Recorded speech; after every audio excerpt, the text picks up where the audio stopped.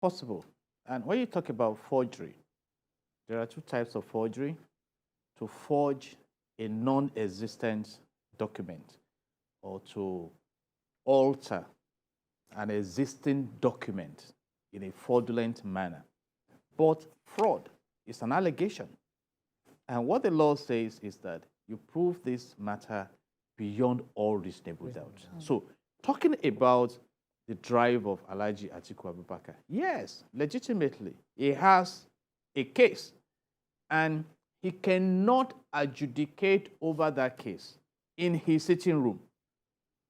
He can only go to the court. The court will look at it.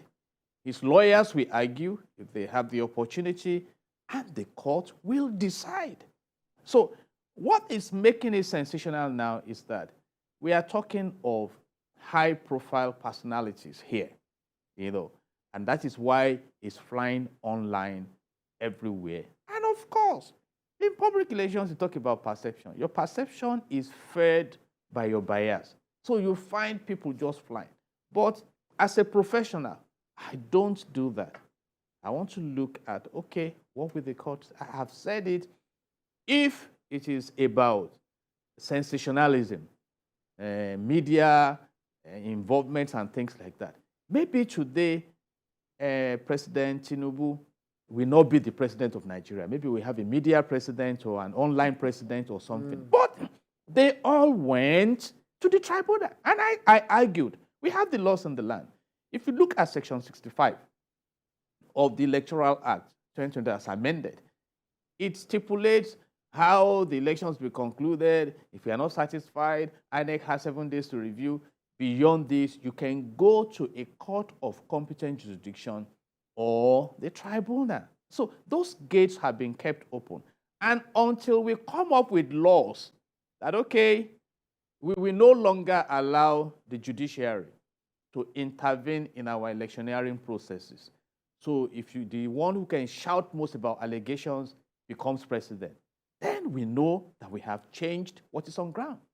But then in a situation where all of these have been laid before the court, and they went ahead to talk about it and also, just like you said, adjudicate on their own matter. Is it not sub judice for them to be doing so? That is at the discretion of the court. I'm not the one to come out now and say they have run foul or contempt of court. No, I cannot hold brief for the honorable justices of the Supreme Court. And this is not the first time we are having arguments about judiciary and court. Remember during the Naira swap and the transformation of the Naira, whether the Supreme Court is the court of jurisdiction, if you want to sue CBN, you go to the Federal High Court, different kinds of arguments. And as a lawyer, I was not trained to go pedestrian on issues of laws. You weigh the law, evaluate the law with the law. And that's why I'm happy that all these stakeholders we are discussing have brilliant lawyers. I mean, the Presidential Election Tribunal recorded about 89 senior advocates of Nigeria and other lawyers. So if you put their practice experience together, it's more than 100 years. So let's go. This is another test of democracy.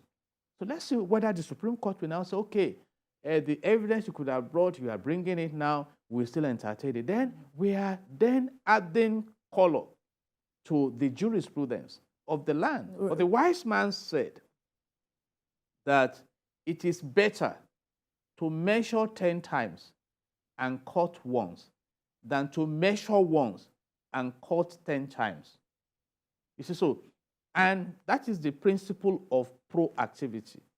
And we were taught in the law school that you keep your gunpowder dry. So, and this is to say, if you are going on the battle, bring your arsenals, bring, harness, evaluate, do your SWOT analysis and everything before you roll out there. Right. But